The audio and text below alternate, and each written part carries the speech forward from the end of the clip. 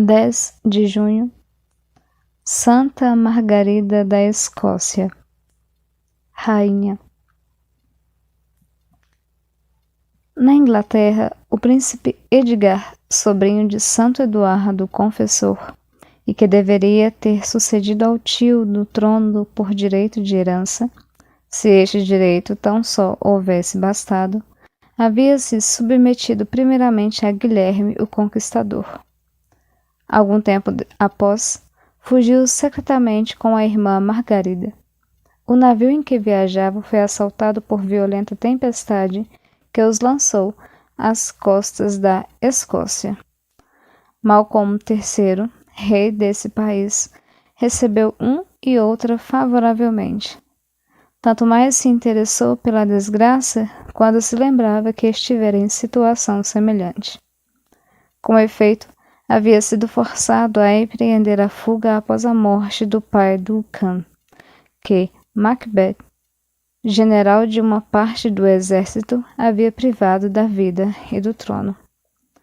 Havendo errado longo tempo em lugares diversos, tinha-se retirado à corte de Santo Eduardo o Confessor. Sustentado pela proteção desse príncipe, que lhe dera um corpo de 10.000 homens, voltou à Escócia, onde os novos auxílios advindos de seus partidários haviam colocado o exército em condições de conseguir ampla vitória contra os inimigos. Macbeth foi morto após haver gozado durante 17 anos do fruto de sua usurpação. Com essa vitória, Malcolm recuperou a Escócia e foi proclamado rei em Scone em 1057. Quando esse príncipe viu Edgar e Margarida em seu reino, o coração lhe comoveu com a desgraçada sorte. Proporcionou-lhes todos os socorros que dele dependiam e felicitou-se pela oportunidade que tinha de ajudá-los. Guilherme quis que os entregasse às suas mãos, mas Malcolm recusou-se a penetrar tão negra traição. A recusa acendeu o facho da guerra. As tropas de Guilherme foram sempre batidas pelo rei da Escócia. Enfim, falaram de paz, e ela foi concluída em certas condições, uma das quais estipulava que Guilherme trataria Edgar como amigo. Entretanto, Margarida dava à Escócia o espetáculo de todas as virtudes. Havia aprendido, desde os mais verdes anos, a desprezar o esplendor enganoso das pompas mundanas, e considerava os prazeres um veneno, tanto mais perigoso porque escondem a morte sob delícias. Atraiu a admiração da corte muito menos pela beleza incomparável do que pela feliz união de todas as virtudes e qualidades de espírito. As honras que lhe renderam não lhe afetaram em nada a humildade. Toda a sua ambição era tornar-se agradável ao Rei dos Reis. Não encontrava satisfação senão nos encantos do amor divino, e esse amor entretinha-o e alimentava-o com o exercício da oração e da meditação, ao qual acontecia consagrar frequentemente dias inteiros. Considerando Jesus Cristo na pessoa dos pobres, ela aproveitava todas as oportunidades que lhe antolhavam para servi-los, consolá-los e prover as suas necessidades. Malcolm, impressionado com tantas virtudes, concebeu por Margarida a mais alta estima. Creu mesmo dever propor-lhe matrimônio. Seus desejos foram satisfeitos quando Margarida, menos por sua vontade do que pelos conselhos dos seus, lhe deu consentimento. As núpcias celebraram-se em 1070. Margarida tinha 24 anos quando de sua coroação como rainha da Escócia. Conquanto Malcolm tivesse costumes pouco refinados, o seu caráter não apresentava traços de insolência ou excentricidade, e não se notavam nele quaisquer más inclinações. Margarida, com sua conduta plena de respeito e condescendência, em breve se tornou senhora do seu coração. Serviu-se da ascendência que sobre ele tinha para fazer florescer a religião e a justiça, para assim propiciar aos povos a felicidade e inspirar ao marido os sentimentos que o tornaram um dos mais virtuosos reis da Escócia. Ela abrandou-lhe o caráter, cultivou-lhe o espírito, poliu-lhe os costumes e lhe infundiu amor pela prática das máximas do Evangelho. O rei, tão encantado ficou com a sabedoria e a piedade da esposa, que não somente lhe deixou o encargo da administração de seus negócios domésticos, mas lhe acatou ainda os conselhos do governo do estado. Margarida, em meio ao tumulto dos negócios, sabia conservar o recolhimento da alma e prevenir-se contra os perigos da dissipação. Uma exatidão extrema em fazer tudo em vista de Deus, o exercício contínuo da prece, a prática constante da renúncia a si mesma eram os meios principais que empregava para manter-se em disposição perfeita. O vigor de seu gênio não excedia a eminência de suas virtudes. Admiravam na Escócia e nos países estrangeiros sua prudência, que tudo provia, sua aplicação nos negócios públicos e particulares, seu ardor em aproveitar todas as ocasiões para tornar os povos felizes, sua sabedoria e habilidade no cumprimento dos deveres relacionados com o exercício da autoridade real. Deus abençoou o casamento de Margarida e de Malcolm. Nasceram-lhe muitos filhos, que não degeneraram com respeito à virtude do que lhes haviam dado a vida. A rainha tornou-se mãe de 6 príncipes, a saber, Eduardo, Edmundo, Edgar, Euteredo, Alexandre, Davi e 2 princesas, que receberam os nomes de Matilde e Maria. A primeira desposou Henrique I, rei da Inglaterra. A segunda celebrou núpcias com Eustáquio, conde da Bolonha. Edgar, Alexandre e Davi receberam sucessivamente a coroa da Escócia e reinaram com grande reputação de valor, sabedoria e piedade.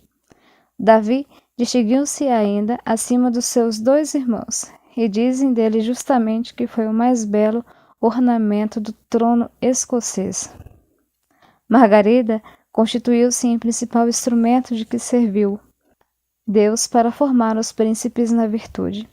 Teve cuidado de premunir-os em boa hora contra os escolhos, a que vão esbarrar os que desfrutam de um nascimento em corte real.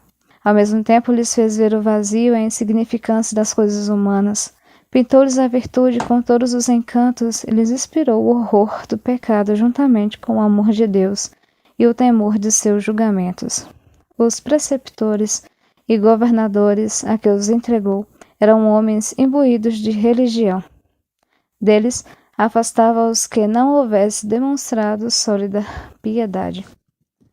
A experiência e a natureza do coração humano lhe haviam ensinado que os filhos jamais se despojem das impressões recebidas da conduta de seus mestres e de todos os que com eles convivem nos primeiros anos de vida. Mandava que prestassem conta dos progressos dos jovens príncipes e se encarregava frequentemente dos cuidados de ensinar-lhes o que a profissão do cristianismo deles exigia. Quando as princesas chegaram à idade de aproveitar os seus exemplos, ela as associou aos exercícios espirituais e a todas as suas boas obras. Não se contentava com lhes inspirar o amor às virtudes. Orava ainda ardentemente a Deus, pedindo a conservação de sua inocência e de seus progressos na piedade. Conseguia que gostassem de suas instruções pela doçura e caridade com que as sabia administrar. Pessoas viciosas não ousavam delas se aproximar, nem dos príncipes seus irmãos. Não ousavam aparecer na corte, onde a virtude servia de recomendação e a falta de piedade era motivo de exclusão. Margarida considerava o reino da Escócia uma grande família, cuja mãe era ela mesma. Julgou-se, pois, obrigada a empregar a autoridade que o rei em suas mãos depositara e a categoria em que a providência a havia colocado para tornar o povo feliz. Mas, sabendo que a felicidade dos povos é inseparável da prática da religião, empenhou-se sobretudo em reformar os abusos e banir a ignorância em que a maior parte dos escoceses se debatia com relação aos principais deveres. Seu primeiro cuidado foi, pois, estabelecer por toda parte santos ministros e pregadores zelosos. Apoiou com sua autoridade os eclesiásticos e os magistrados, a fim de que pudessem deter eficazmente o curso das desordens. Conseguiu, assim, reprimir a profanação dos domingos e dias de festa, bem como a violação do jejum e da quaresma. Viu com alegria a religião retomar os seus direitos e os povos se aprestarem a render a Deus o que lhe devia, nos dias e época especialmente consagrados a seu serviço. Baniu com igual êxito a simonia, a usura, os casamentos incestuosos, a superstição e muitos outros escândalos. Não teve compaixão dos que não comungavam durante a Páscoa sob pretexto de que se julgavam indignos de receber a Eucaristia. Viu que tal disposição advinha de uma covardia e impenitência de ânimo, e que os pecadores deviam trabalhar na purificação de seus crimes com lágrimas de um sincero arrependimento, e que o Espírito da Igreja preceituava se participasse do corpo e do sangue de Jesus Cristo. As instruções produziram o efeito. Entre as virtudes que brilhavam em sua pessoa, a caridade para com os pobres ocupava o primeiro lugar. Suas rendas não eram suficientes para o vulto de suas esmolas. Dava-lhes frequentemente o que era destinado às suas próprias necessidades. Sempre que aparecia em público, viam-na rodeada de infelizes, viúvas e órfãos que acorriam a ela como mãe comum. Jamais despediu sem auxílio os que o imploravam. Tinha o costume de não se sentar à mesa antes de dar de comer a 9 órfãos e a 24 adultos pobres.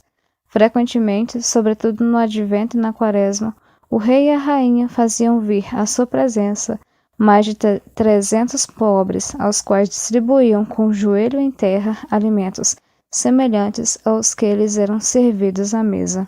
Como dormisse pouco, a santa, se privasse de todos os divertimentos das pessoas do mundo, ficava-lhe cada dia mais tempo para os exercícios de piedade.